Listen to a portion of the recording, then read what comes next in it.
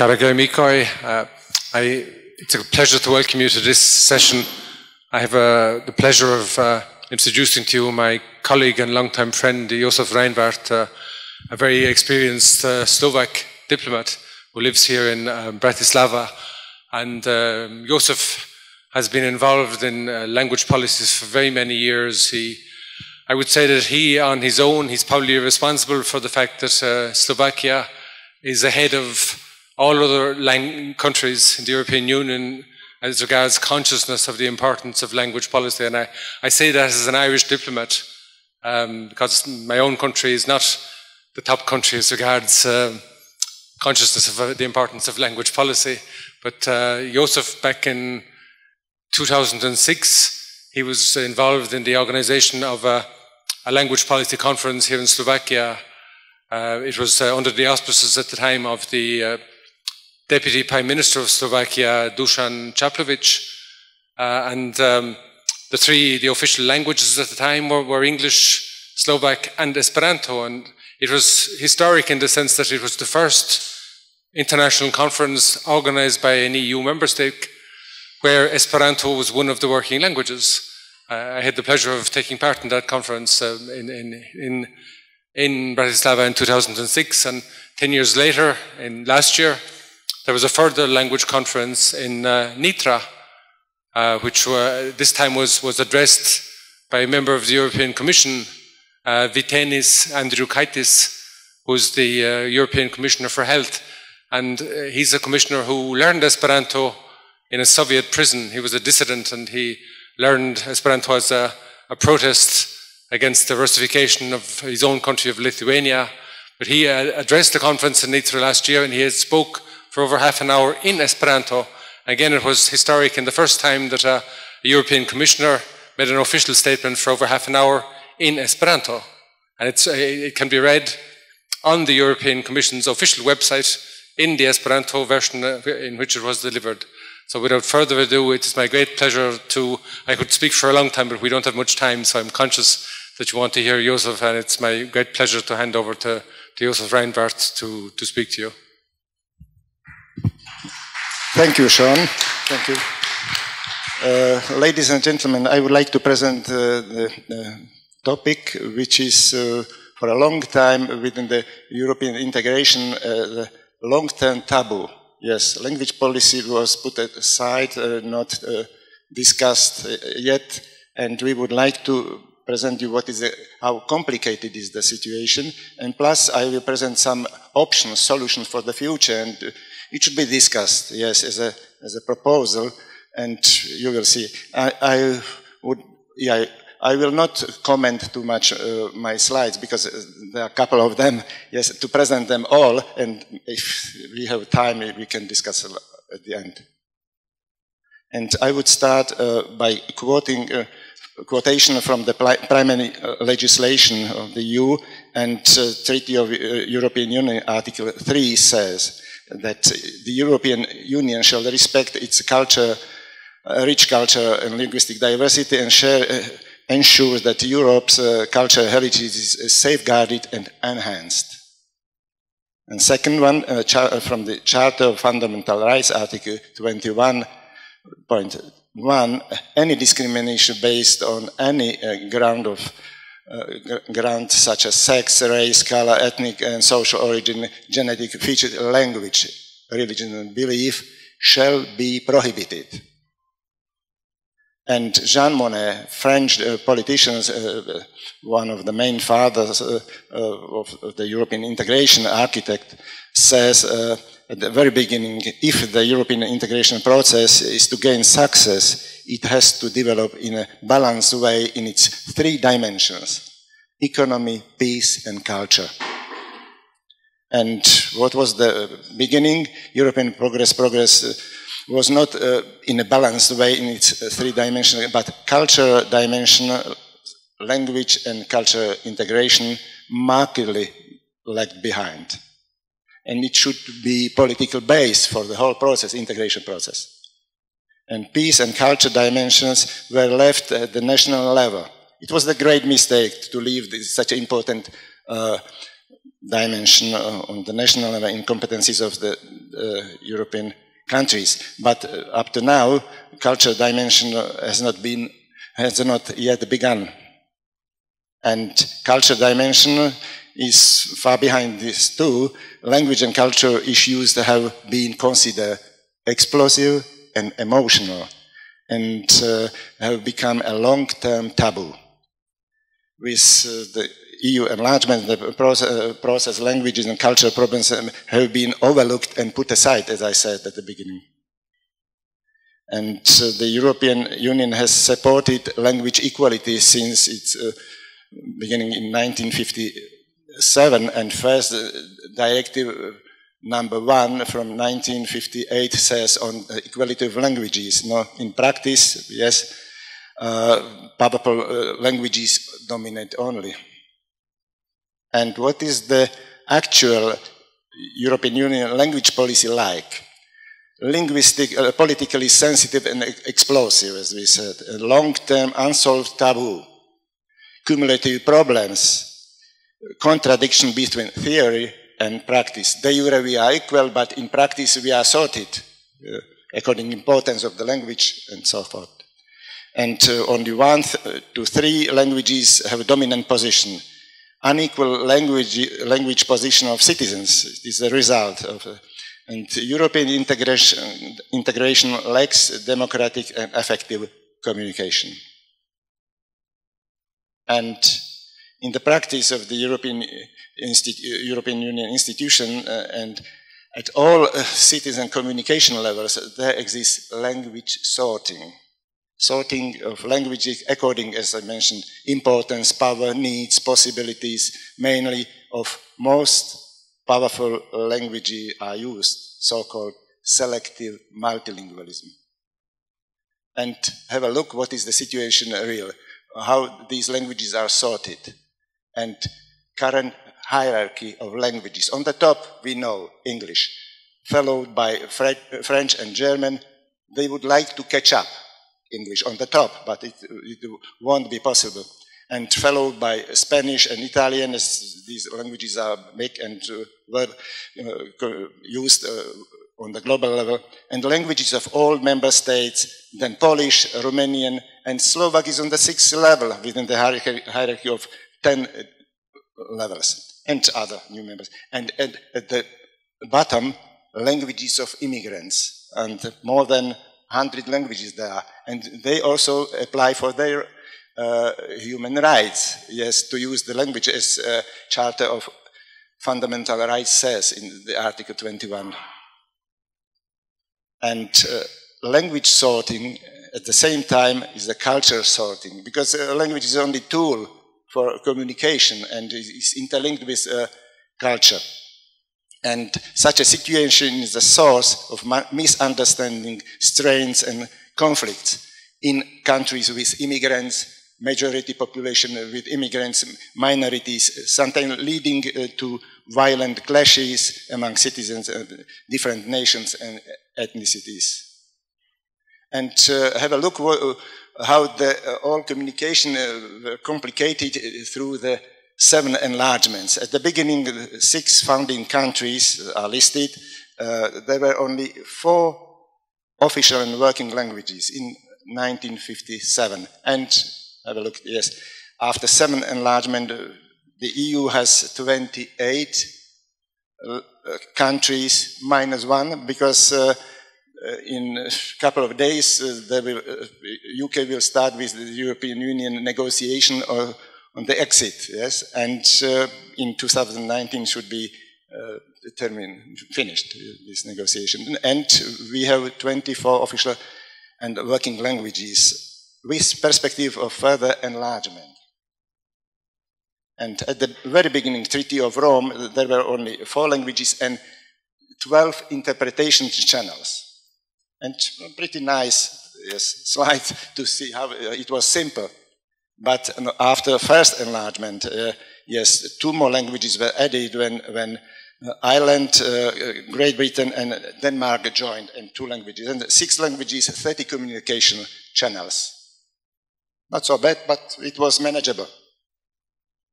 And when Greece joined the European Union, 7 languages, 42 interpretation channels. Oh, pretty good, but combination with Greek language and Danish, to find interpretation and capable interpreters was also a challenge. And enlargement of Portugal and Spain, they joined in 1986, 9 languages, 72 interpretation channels. Now the situation is getting more and more complicated.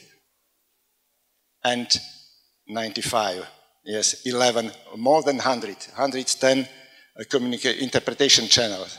And in this situation, already European institutions and member states started to think about and discuss how we will communicate if European Union will be enlarged in the future. But combination of for direct communication was not so easy to find prepared interpreters. And we know that if you interpret directly from language to language,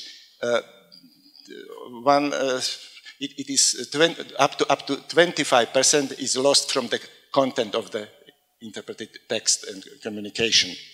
But have a look what happened after the Big Bang, when 10 new member countries joined the European Union and 9 new languages, and 20 languages, official and working languages, and 380 interpretation channels. And in this situation already was a decision taken that we can provide for all languages full-fledged communication, interpretation, and all text of 200 pages were not possible to be translated in all languages, and they decided only summary. Yes, 3 dominant languages will have all documents, and other languages only 15 pages, or other member countries were able to ask for interpretation, and this interpretation is paying from the national envelopes. Each country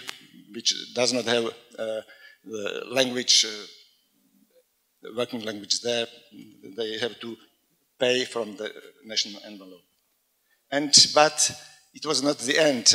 Croatia joined in this case, in 2007, they joined Romania and Bulgaria. And in this year, Irish language was become official language and working language of the European Union with a transitional period derogation. Yes, 5-year derogation. It was prolonged, as I know, up to 2022. Yeah, 22. Fine. No, but it was not the end of the story. Enlargement continued. And in 2013, 24 languages. It is the current situation. 552 interpretation channels. Yes, no, it is very difficult, and they have to go through the relay language or bridging language. And you can imagine how many of the contents is lost, sometimes up to 50%, because 25 is lost through the direct communication and through English, French, or German, which are used usually as the relay languages. Yes, no, it is the fact that quality of interpretation, as a lady who took part and asked the question and made a comment during your presentation, Sean, she mentioned that quality is not appropriate as it should be, but it is the result of this complicated situation. But let's continue. And future, there are other countries and their languages waiting.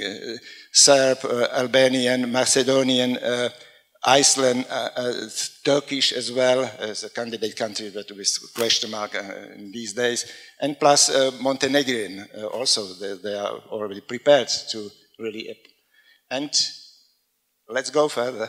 Yes, and Catalan, Occitan, Basque, Lapon, Ukrainian, Scottish, Bretonian, Welsh. These languages would like to have status, official status, and status as a working language of the European Union. It is the right, the citizens' right. And can you guess how many interpretation channels in this situation would be? I will tell you. See, 1,332 interpretation channels. And this situation is terrible, and we have to really, really think whether multilingualism is the right way. We have to, yes, respect multilingualism, but we have to find the equal and efficient language communication, not only in the institutions, EU institutions, but for all citizens on all communication levels. And I will present you to this situation, what we are now presenting, yes, is Jacques Delors, a former president of the European Commission, once said, it was a European visionary, and he said, the language problem concerns the roots of the European community. Languages is a part of the national and personal identity, and European languages are a large part of the cultural heritage of the continent. If the community continues to grow, it will be increasingly difficult to give the languages of its member states adequate respect. But any solution that ignores this would shake the foundations of the common concept. It is very true. He was right in this year when he was the president of the European Commission. He was visionary, European visionary, that we can't continue enlarging and adding new languages, but we have to think about what would be the solution. Equality, justice, and efficiency. And European Council in Barcelona in 2002 recommended, it was a nice recommendation, ambitious recommendation, each citizen should master his or her mother tongue and at least 2 foreign languages, formula 1+2.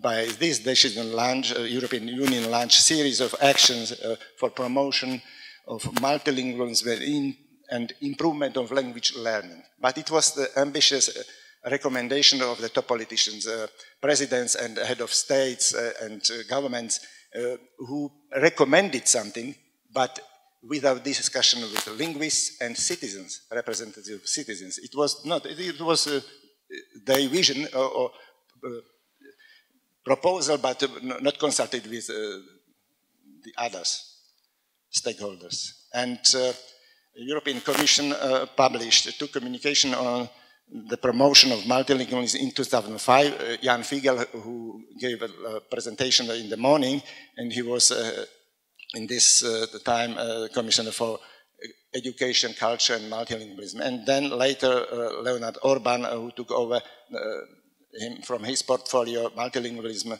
and they proposed and tried to encourage the member states to change the negative trend and to promote broad multilingualism. Insufficient progress in language learning and no change in the negative trend leads the European Union to narrow multilingualism, 3 to 5 dominant languages only, and it is not the solution for the future, long-term language policy.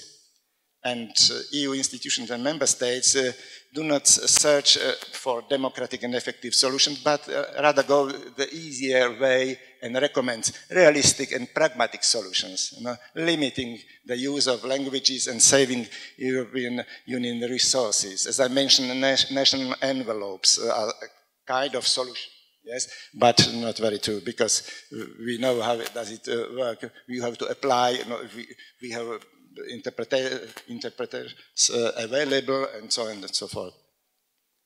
No, and EU violates a provision of the Charter of Fundamental Rights and Lisbon Treaty. Violation of the EU democratic values and principles. It stands for a negative impact on the European integration and mainly for increase of interethnic conflicts within member states, between them and with immigrants. And these clashes are evident in these days, you know, in France, the UK, Germany, and in Belgium, and so on. Yes, it is the fact already. And it was a decision of the European Commission which created in 2009 the European Civil Society Platform for Multilingualism, composed of 29 NGOs, which was a positive decision of the European Union to try to really listen, yes, to citizens' voice and bottom-up approach to let's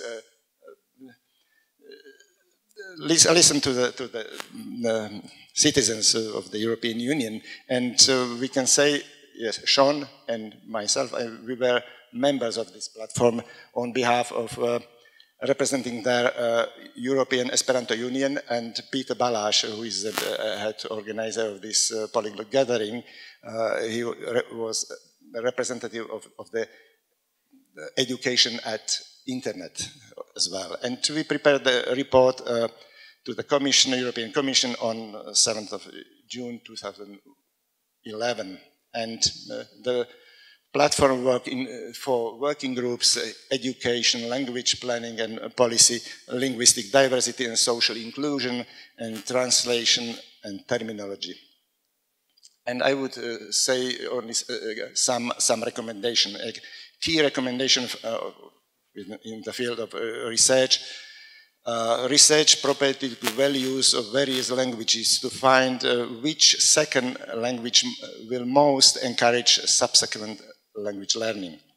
And in this working group, we recommended innovative UK pilot project, Springboard to Languages, and Tim Morley presented it in the morning in his presentation very clearly, but we recommended this pilot project to all member countries of the European Union, despite the fact that UK is leaving, but it is encouraging students through the introductory orientation in foreign language studying to encourage them to feel, yes,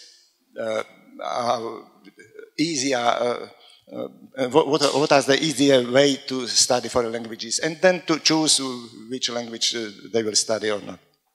And it was implemented in 4 primary schools, 250 pupils, and with 2 aims: to raise language awareness, to prepare learners for subsequent study of languages. And they were used basic grammar of Esperanto and plus 500 mostly frequently used morphemes. Yes. And another recommendation in the policy and practice were 3: create a forum of regular strategic review of language learning policies, strengthen relationship between non-formal and formal education structures, and promote EU-level recognition of linguistic diversity. And in the same working group, facilitation and sharing of best practices, develop a network of early language learning teachers, then develop and disseminate methodologies for adult language learning. Also, we have to think about of this group, not only of pupils and students, but also for them, and improve learning facilities for marginalized groups, give a taste of successful language learning, and within the line of Europe 2020, priority of reducing dropout from rate from 15 to 10%. And working group on language policy and planning, a language plan promoting equality and use of all all languages in Europe. And to set up targets, timelines, implement the rights and obligation on the basis of a Charter of Fundamental Rights. Language plan should be comprehensive, inclusive, and citizen-centered. And another recommendation, platform to establish platform of European level language NGOs, Agency for Linguistic Diversity, creation of legal basis to allow EU to give structural financial support also to linguistic and cultural NGOs, which is not the case in this situation. Yes, and linguistic observatory. Yes, new specific fund for endangered languages as well. And linguistic diversity should be also emphasized. And in the language. In the working group on linguistic diversity and social inclusion was recommended projects and initiatives to enhance social inclusion of disadvantaged groups. And the last working group on translation terminology concentrated on presented measures to promote a more equal exchange between countries and cultures. And platform also considered whether EU needs a common language, lingua franca approaches to fair linguistic communication. And a common language, common policy of 27 EU member states with 24 official languages, an enormous challenge. On EU politicians wish to maintain all EU languages, and EU's linguistic reality over greater dominance of English only is the fact.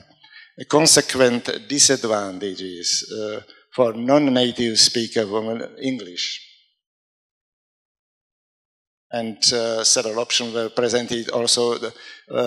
Professor Sabine Fiedler from the University of Leipzig presented to find a fair and democratic approaches to international communication, and she presented some of them. Multilingualism, respective skills only, reduced variants of English, ELF, or revive an ancient language like Latin, or a planned language Esperanto.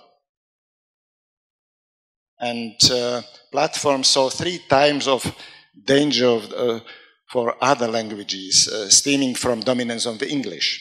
Less opportunities to be learned as foreign languages. Second, loss of functional domains. A third one was even an extinction of languages.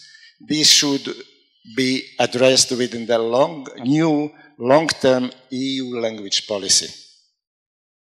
And within the solution of the European Union language problem, there are 2 fundamental approaches: officializing of the present situation, orientation to a new neutral language. And first one, yes, would further strengthen a dominant position of the most powerful national language, English, or 3 languages at most, adding French and German to English.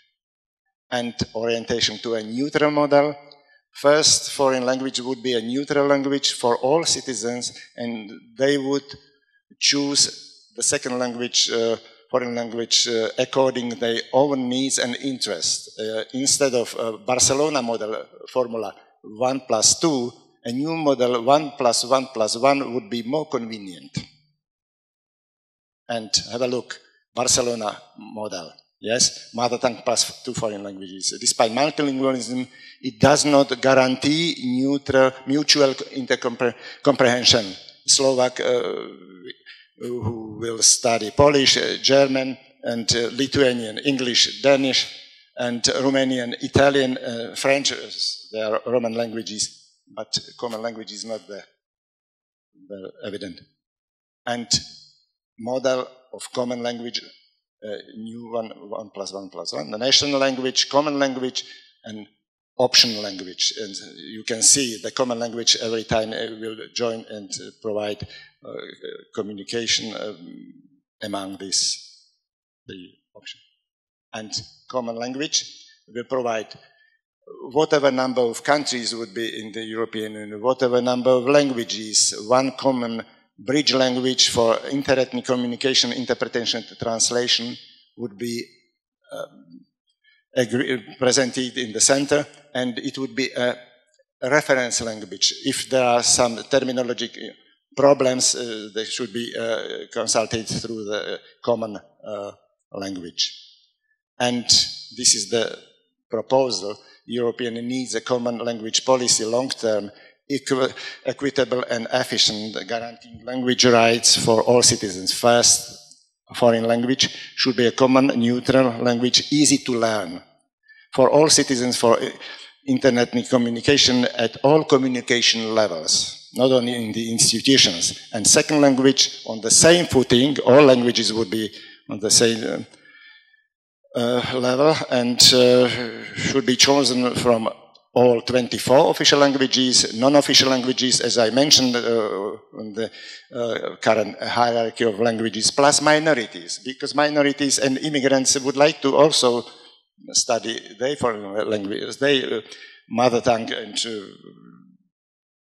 and the situation. Dominance of English is a result of a long-term taboo in the European Union and not a solution of to accumulated language problems. Adoption of present role of English and its legal enactment in EU is politically unacceptable.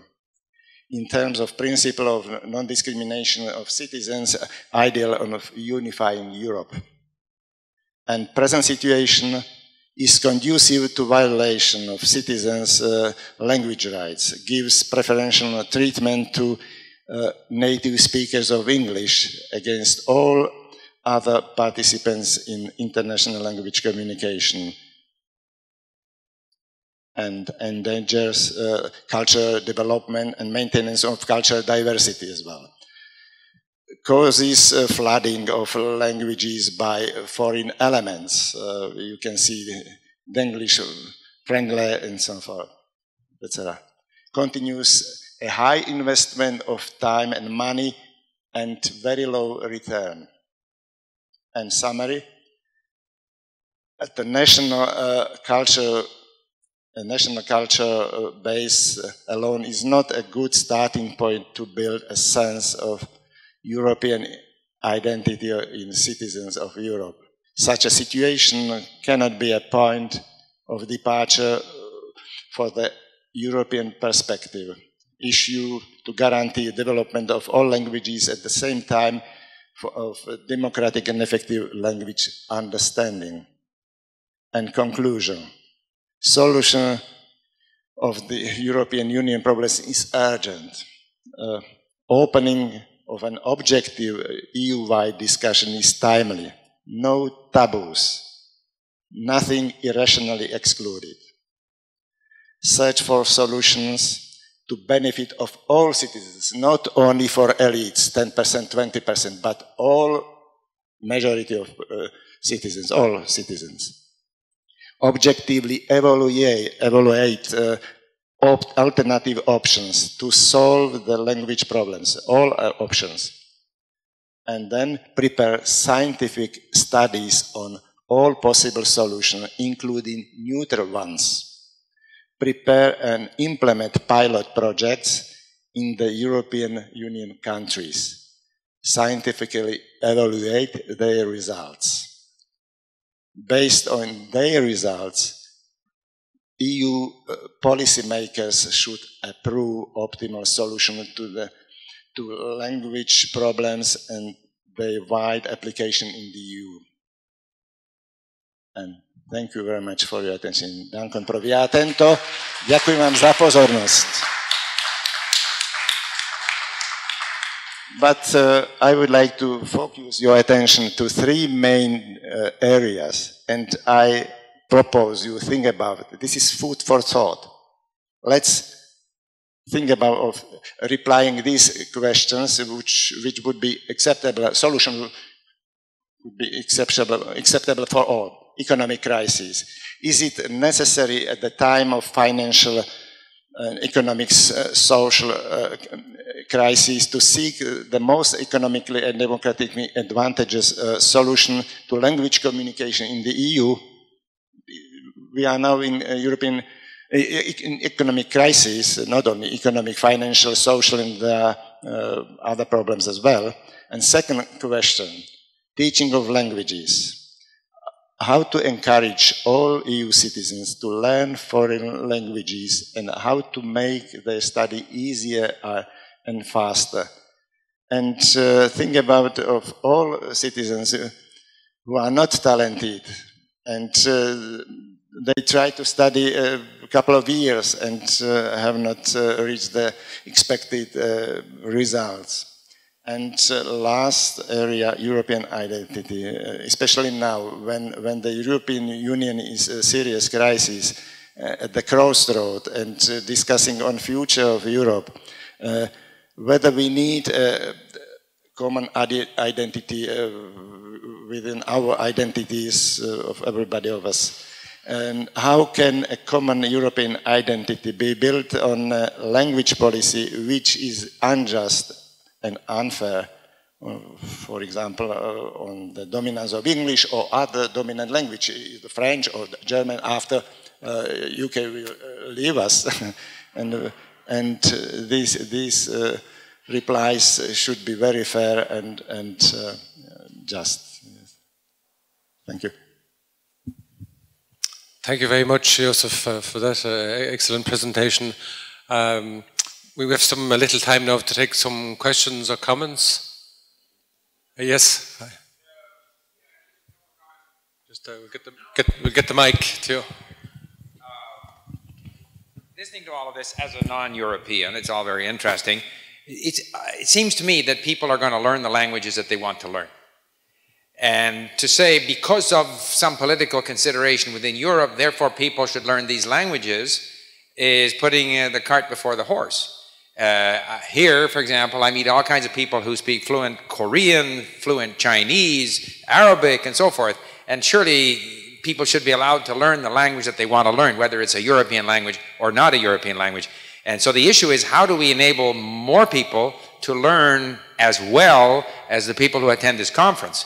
Because I don't think the people at this conference are necessarily, geniuses, so different from everybody else. Potentially more people could be achieving this, whether it's a European language or not. That was a comment, and then the question is, you're looking for things irrational. I accept now the fact that Esperanto is a springboard to other languages because it's easy to learn.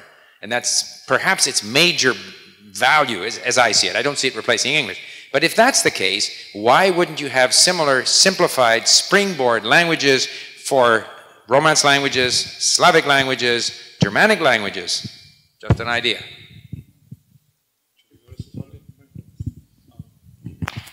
Yeah, just on the last point that you make, why not have different springboard languages?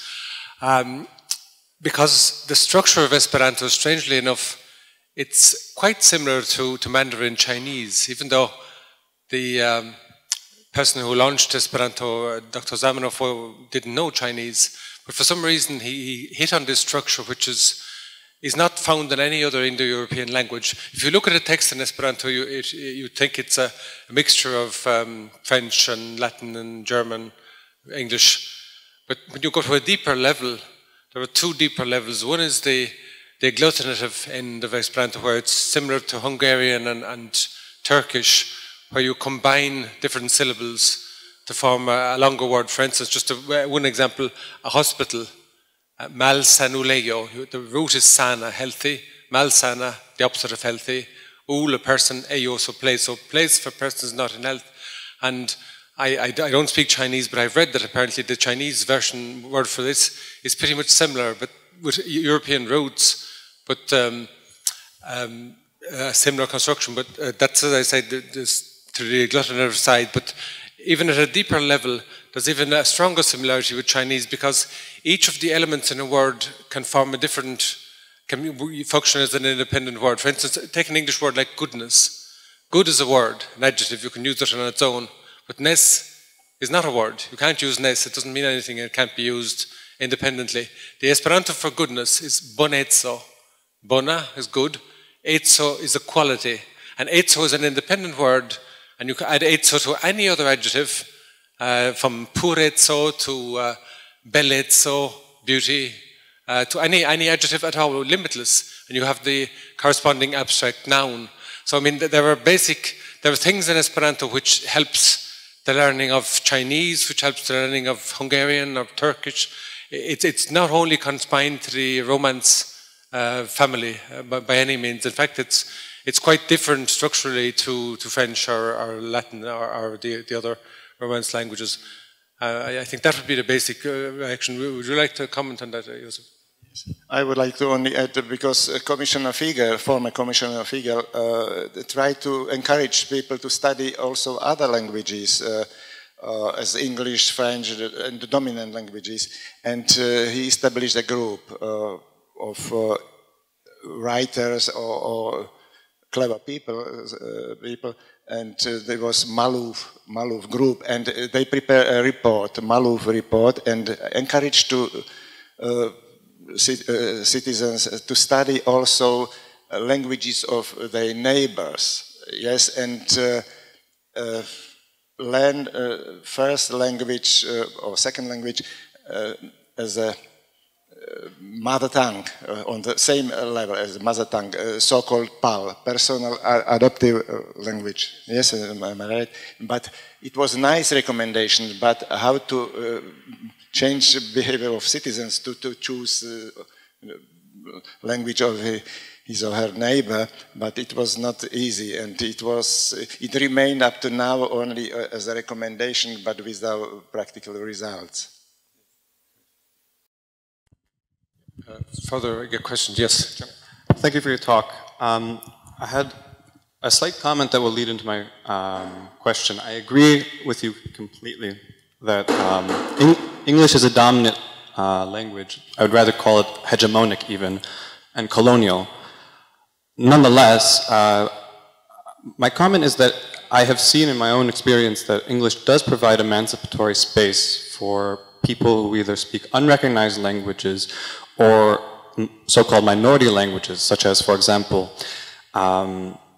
many Basque people I know would prefer, ideally, that the second language they learn be English rather than Spanish, because English would integrate them further into Europe, whereas Spanish doesn't necessarily do that. And I think that that could be, despite the dominance or hegemony of English, we need to consider that emancipatory space.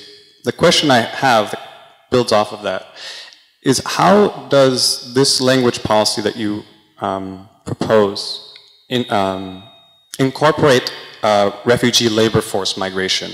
Many refugees do speak English or French at some level, and while I can see the positives to your project, it seems as if this sort of European nationalist project would actually be very discriminatory and very excluding towards refugees, which are coming. Now maybe your positions on them staying is different, but I want you to speak a little bit to that question and how Europe interacts with the rest of the world. Thank you.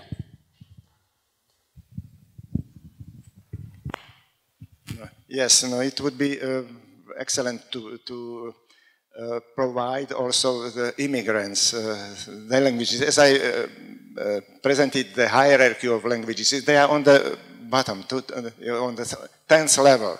Yes, without language rights, as a Charter of Fundamental Rights, and two-third generations of immigrants living in the European member countries should have the same rights, and how to change these policies from vertical to horizontal level. Yes, common language and all the respect to provide all languages same treatment, to have them in schools, yes, and to let them develop within Europe. Yes, and but it is very difficult to. We have a lot of problems with 24 official languages.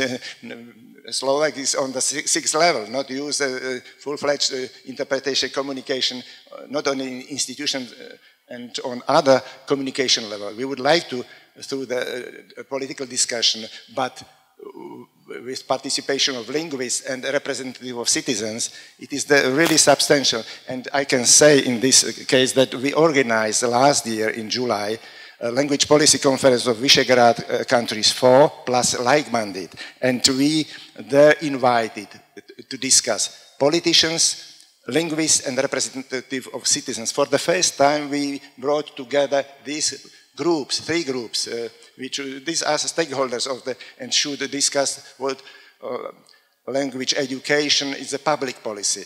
And I would like to provide you a recommendation what should be replied to these 3 questions. Yes, and let's read together. And economic crisis. And as it was mentioned, Professor François Gran in 2005 study, foreign language teaching as a public policy. It was a study prepared for the Ministry of Education of France. Yes, and he presented them as the situation and whether the current liberal language policy the UK gains, through which UK gains yearly 17 to 18 billion euro. Do you think that it would be clever to continue with this donation of money to the country which is living, which will live, but it is 3 times higher than British rabat? Was 6 billion yearly from the budget, European budget was returned back to the budget of the UK, and now 3 times higher. We will pay them, but in my opinion, English language has to remain as a common language intermediate period, and we have to provide a channel for what would be the long-term future policy and what would be the option, and to discuss them. Only through discussion we can agree, and there is the, yes. And you can see, yes, I know, but you can read on the screen the reply and the recommendations. Thank you very much for your attention. Thank you very much, Jozef, indeed, for an excellent. Just one last point, the point you raised about the Basques preferring to learn English rather than Spanish. I can understand, as an Irish speaker, I can understand that, because when Ireland became independent on the first day of the first Dáil in 1919, only Irish was spoken, and the fact the Declaration of Independence was read first of all in Irish, then in French, and only thirdly in English. So I'm going to understand this reaction very, very well, but thank you for raising that point. Thank you very much for your attention.